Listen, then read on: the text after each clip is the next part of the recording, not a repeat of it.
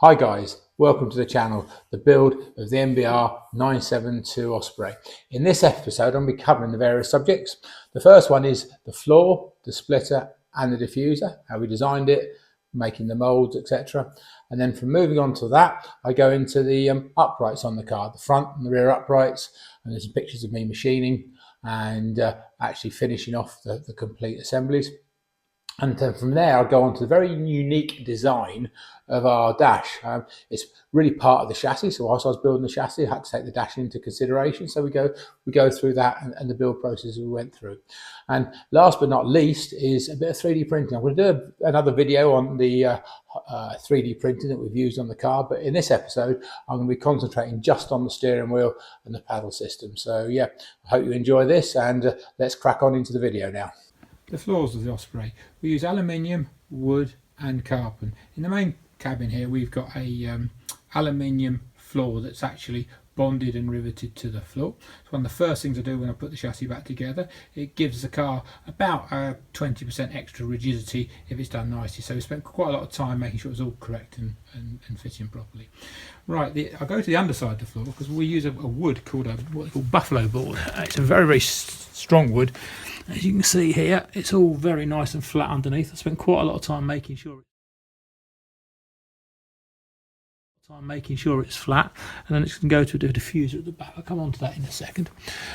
What we've also done, the board that you see there is a removable thing, because obviously it's going to get bashed and bumped by the various things that you might find in the road. So I've done it. You can see here we've got little anchor bolts all over, because once all the seats, dash, everything is going to be very difficult to get onto a nut and bolts. I put captive nuts throughout so you can go under the car and get to the bolts and unscrew the floor and put a new one on. Side floors here, again, done them so that they're adjustable. I've got a right and left hand thread there so I can raise and lower to get the side floor absolutely cock on level with the main part of the chassis. Moving on to the front, this is what we call the splitter. Goes right the way across the front. Probably I'm going to be getting through quite a few of these as we hit bumps and lumps and bumps, etc. It's B&Q's best, basically cut out with the jigsaw. Nothing too flash on materials here, but as I said, we're expecting to get through one or two of them when it's out on the road, a disposable item. If you look on this car, it's actually slightly different on the race car. It's got what we call a longer splitter on it. Now you can actually make this point here come out further and further. The further it comes out, the more downforce you run. When we were racing, we used to run different lengths of splitter depending on the circuit we were on. This car, or the road car, I'm not going to be having splitters that come out at the moment, simply because of one, safety, two, easy to trip over, and thirdly, aesthetics. Right, we'll move around to the back of the car now. Now, when we built the cars, the regulation stated we couldn't have a diffuser. Now, the diffuser is basically the wing under the back of the car, and it creates its downforce. When you're travelling at somewhere in the region of 100 mile an hour-ish, that I won't be doing, honestly, it will create an extra, probably about 25% of the downforce on the total of the car. So quite an important thing as far as grip on the car goes, especially if you're going around the corners, but I won't be going around corners on the road at that sort of speed. But the diffuser will be starting from here, from here going up. Adam's done the mould, it's pretty close to being done. Once that's done, it will be on the car. That's one of the next things that we're concentrating on, so I can finish the exhaust system off the rear wing, etc. Looking underneath, one of the developments we had was this thing under here. You might think, what's that doing with a little Osprey? Again, 3D printed part. When we first put the car on the ground, we suddenly realised we've got no way of jacking the car up. So Adam came up with a clever little design here. Quite a nice little box we've done, so we can actually lift the car up on a quick lift jack underneath the car. Okay, and that's the floors done.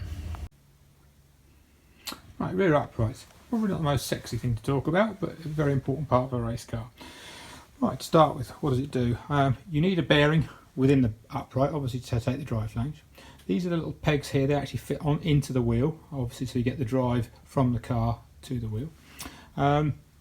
The upright itself, you need 3 mounting points. I've got one at the top, and as you can see, 1, 2 at the bottom, but some designers do it the other way around. It doesn't really matter, depends on your various setups on the car, but it's the way we've done it, this way around. Right, I'll go over to the other side and you can see, or if you look at that nut, there's no grooves in it. If we come across to this nut, you'll see a little groove in it. Yeah, and that's to denote that that's a left-hand thread and that's a right-hand thread. We obviously have to have different threads on the on the car, because as it accelerates and brakes, you don't want the wheels from coming loose. So you have a left hand nut on the right hand side of the car and a right hand side nut on the left of the car. Okay, here I'm mocking up the brakes. We'll be going into this next week, and so just me fiddling around with the car so I can get the setup on the brakes right. Talking about the diffs from last week, you see if I turn this wheel, you'll see that wheel there's turning in the same direction. That's because obviously got a little bit of preload on the diff. If someone was to hold the wheel the other side, it would go into a free diff mode. Okay, let's go back across now. Something that we've developed the rear uprights. I mean, we initially started with the Pro Sport design, which gave us various problems, and if you come over here, I've actually got a Pro Sport upright that we used to run, and it is on the other cars. Now we've updated it. The weak point was here, because we had these two flanges that bolt together with this bolt here. Now if those bolts happen to come loose at all, your wheel will come loose. Not great. And the other thing here is we've got two taper roller bearings, which then you had an oil seal out and you had to grease inside. These also were problematical. So what we did is we've gone to this type of car wheel bearing design. So it's all in one piece, all sealed, all the bearings are inside, and for our application that should be fine. I think the one I've got on the car is the front one's off of a VW T5, and I can't remember what the rear one's off, but it's quite a big capable bearing. Now, so you can see here we've done away with the flange, no flange there whatsoever, and instead of actually having a bolt that comes in from this side across, I've now got a nut and a bolt through, and that's to clamp it together, and you can literally do it up a lot tighter because of that. Notice I've got the little orange marker paint. That's so I can easily look at it to make sure that if it stayed tight, obviously the paint breaks, you can see the bolts come loose. I've also got, if you look down right down inside there, there's a little cap on the upright. That's to stop the bearing coming out, and again we've painted the bolts. We've painted the bolts on that. To give you some idea, to make this whole one assembly, I have to start off with a huge lump of metal like that. So there's quite a bit of turning involved to get the flange from this to make it all in one piece. And this was the rear part that takes the CV joint. That was the old one, and now we've got this assembly. Gone a little bit rusty unfortunately, but that pops on the end, and this is all in one piece, and then the spline picks up on there, and there's a big nut in there. Okay, so that concludes the rear uprights. I shall now go on to the front uprights. Very similar. I'm still keeping, unfortunately, the same split design here on the front because I've got so many of them, and there's not so much loads on the front than there is on the rear. But I have gone through to the bolted type of drive peg rather than just the bolt coming through from one side. You can see here, this is the raw casting. So that's how I start off. I actually had this casting made, and then I machine it to the finished item like so. It's not quite finished this front upright because I'm still mucking around with the front brakes, and you can see I haven't got holes in the uprights yet to take the calipers, but that's probably one of my last jobs to do is the brakes. Okay, so that concludes the uprights. Just run through a few pictures of what we did. This is an upright on the lathe, having its centre bore done. We've moved on to the lathe now again with the flanges. You can see I had to take a huge amount of material off. Took quite a long time to do this as well. Now onto the milling machine, starting to machine the bare casting. And that's like you can see the holes around the outside here where we clamp the bearing in. It's just a mock-up of the front upright assembly. And moving back to the rear again, here's a clamp that we had to put in the back of the bearing just to stop it from moving out, and I got again done another clamp on the front here to stop it moving in the other direction. So really happy with that, and you can see the start and the finished product of the holes here.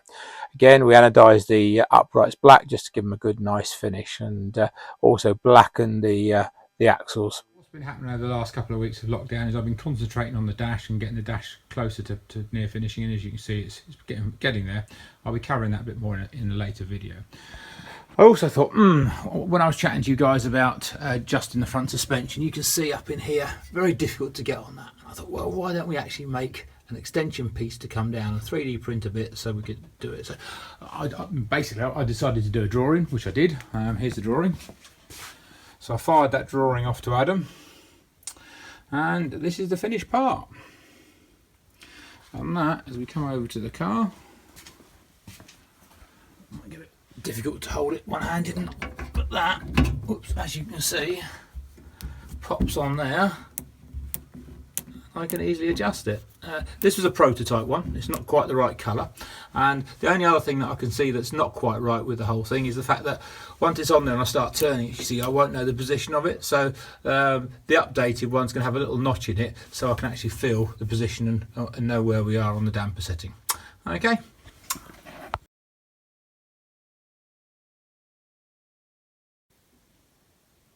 Next subject I'm moving on to is dashes.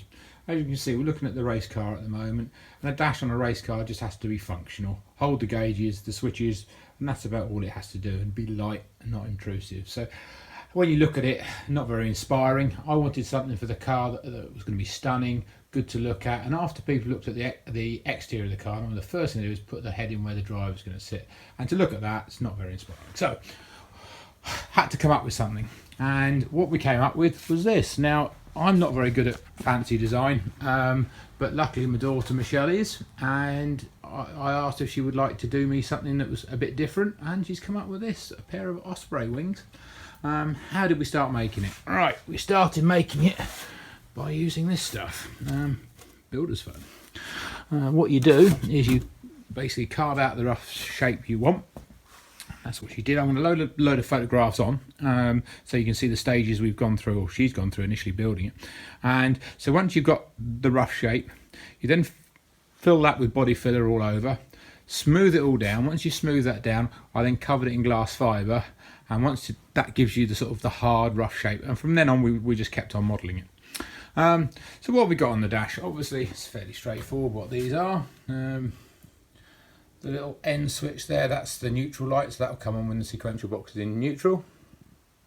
And if you look at the gauges, the speedo and the fuel level gauge, I've actually had these gauges specially made in the States, and I've actually managed to get them to put the little Osprey logos on, which is quite nice, and I've got them to do the colour of the car as well. Moving down, the top button here, that's for when we raise once the car is raised up, you obviously need to do that quickly, and that's going to be on the steering wheel. But when you want to raise it down again, you'll have a bit more time. So that's the button for lowering the car back down, obviously engine start, and the one below that, that's the ejector seat. To make this as well, I've had to turn up little bezels, so pull the gauge out.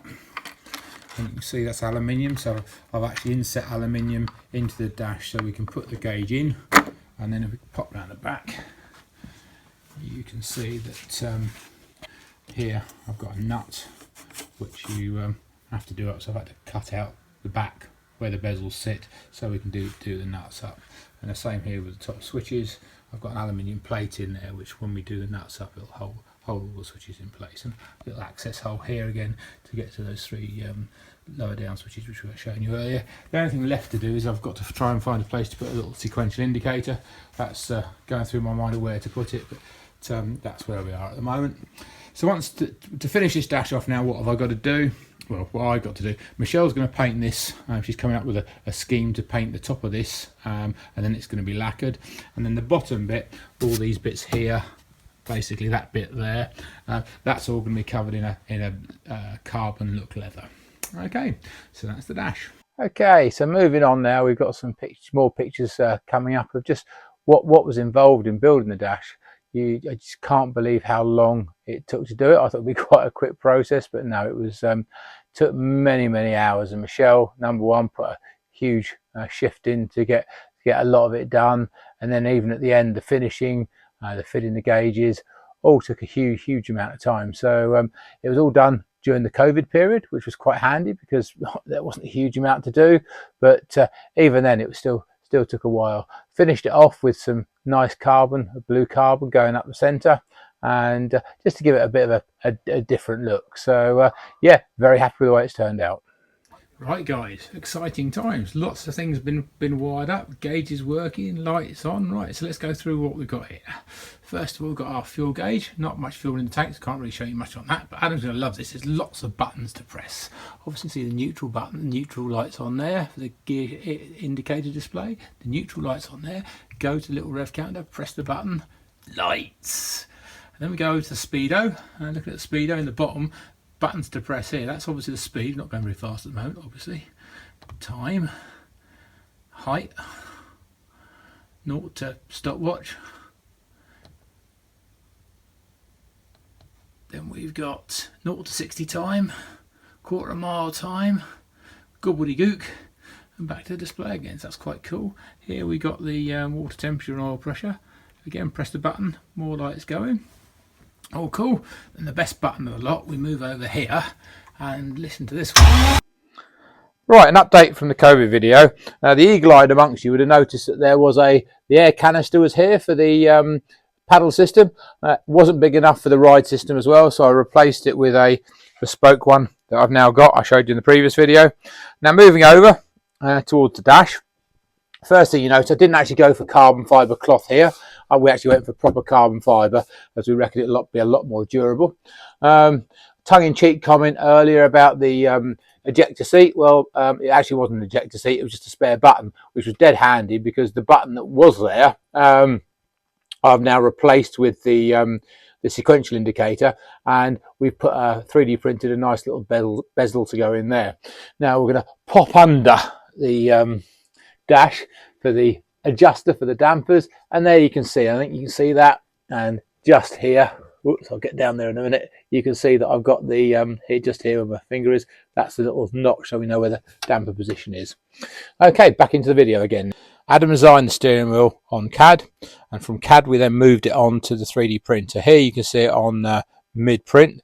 The actual print took quite a long time to do. I think it was somewhere in the region of at least a day. Here we've got the buttons that also again 3D printed, and Karen here is finishing off the steering wheel. Took a lot of finishing to make it look absolutely spot on, and we're putting a key insert in here on the back of the steering wheel to hold it. One indicator button, you can see, very light press on it, and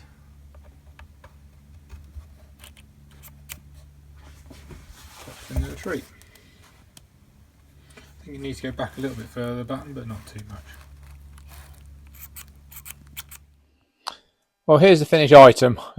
If nothing else, it's really quite a nice piece of art.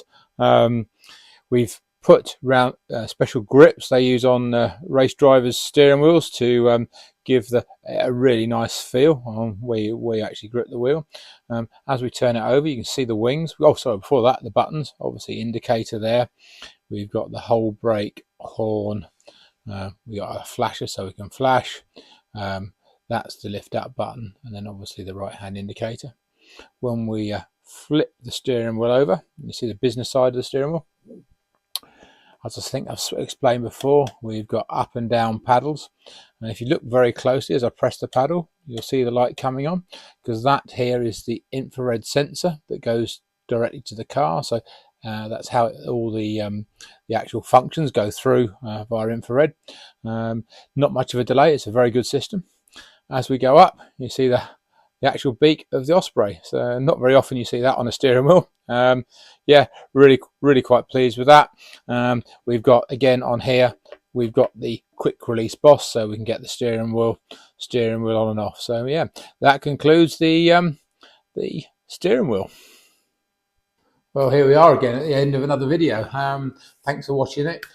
Please, the old usual, like and subscribe. And yeah, big thanks to you guys that have recently subscribed. The numbers are going up, the views are going up, which is all great. So the next video is going to be out in a couple of weeks' time. So please watch out for it. Thanks a lot for watching.